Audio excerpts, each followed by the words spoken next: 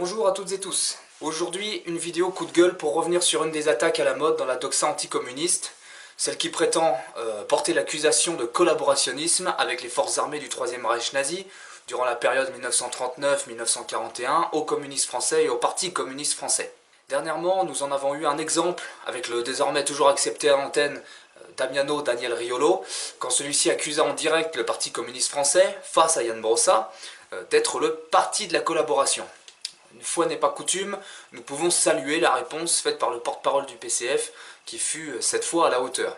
Mais cette vidéo n'est pas une réaction à ces propos qui datent du mois de mai, mais plutôt globalement une réaction à cette accusation de collaboration, infondée historiquement, mais que l'on retrouve encore dans la bouche de nombreuses personnes qui pensent avoir été bien informées.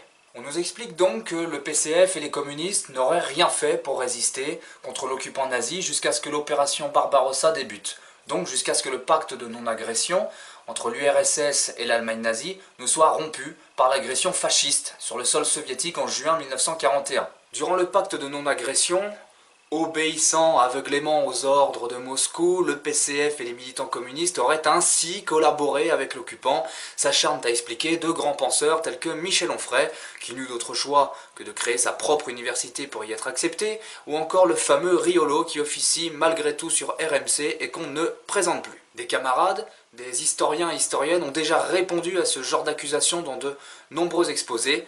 Il s'agira là tout simplement d'énumérer un certain nombre de faits qui tentent à remettre en place ces anticommunistes, tantôt du dimanche, tantôt bien plus dangereux. Septembre 1939, le PCF est dissous par le gouvernement Daladier. De nombreux cadres et militants du parti sont arrêtés et jetés en prison sous prétexte d'être des agents de l'étranger, puisque ceux-ci défendent le pacte de non-agression entre l'URSS et l'Allemagne nazie dans une France qui vient de déclarer la guerre au Troisième Reich. Derrière cela, c'est l'éternel argument de communistes mais pas français, qui motive ceux qui ont déroulé durant presque 10 ans le tapis rouge à Hitler, qui s'apprêtent à laisser leur pays perdre la guerre et qui se jetteront dans la collaboration la plus totale après la défaite. C'est dans ce contexte que le PCF se réorganise très difficilement dans la clandestinité, dans un pays désormais occupé par les forces fascistes allemandes. Nos experts historiques ont à ce moment-là la pirouette extrêmement facile, puisque ceux-ci nous expliquent le matin que le PCF est désorganisé et coupé de sa tête, puisqu'interdit à juste titre selon eux, et l'après-midi que ce même PCF, clandestin et désorganisé, semble réussir à porter une seule et même parole nationale, que ses actions sont parfaitement organisées et coordonnées, etc., etc.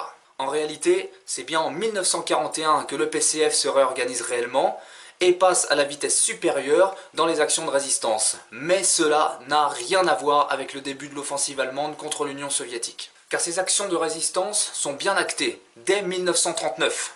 Éparses et pas coordonnées nationalement du fait de la désorganisation du parti due à la clandestinité récente, mais elles existent. Des militants sont arrêtés dès 1939-1940 pour des distributions de tracts et des actions de propagande anti-nazis et anti-impérialistes. Beaucoup se retrouvent internés au camp de Choiseul à Châteaubriand et seront fusillés un an plus tard.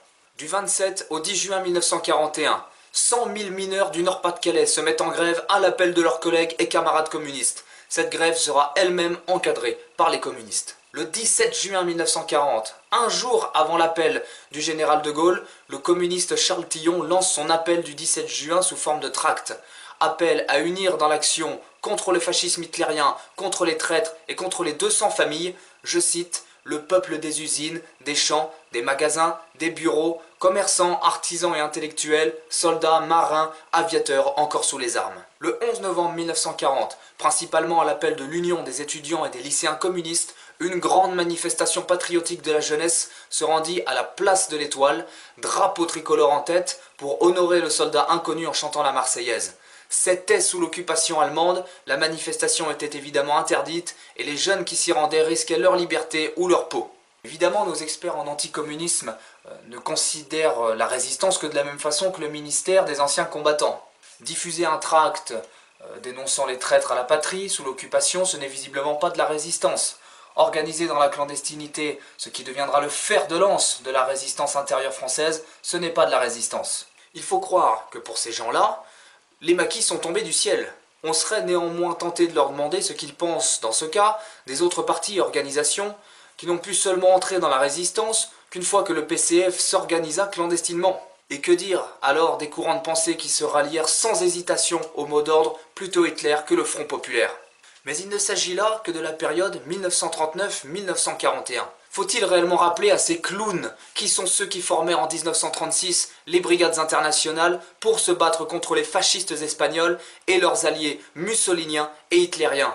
Qui sont ceux qui organisèrent la classe ouvrière pour faire face aux fascistes français en février 1934? Qui sont ceux qui, électoralement et dans la rue, se battaient contre ces mêmes fascistes français tout au long des années 20 et des années 30 avant de devenir le fer de lance de la résistance durant l'occupation et les artisans de la reconstruction du pays après la libération? Qui sont ceux qui condamnèrent, bien avant leur signature par la France et l'Angleterre aux côtés de l'Allemagne hitlérienne et de l'Italie mussolinienne, les accords de Munich? Qui sont ceux qui ont tenté de sauvegarder la paix aux côtés de l'URSS et contre le fascisme européen durant des années à contre-courant des gouvernements français et anglais? Qui sont ceux qui furent les premiers à être jetés dans les geôles hitlériennes et vichistes?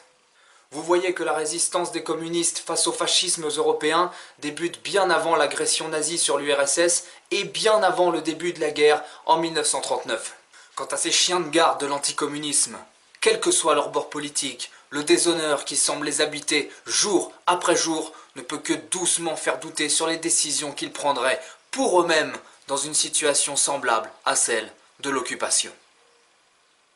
Merci à tous et toutes d'avoir regardé cette vidéo effectivement un petit peu coup de gueule juste avant de partir en vacances, ça fait du bien.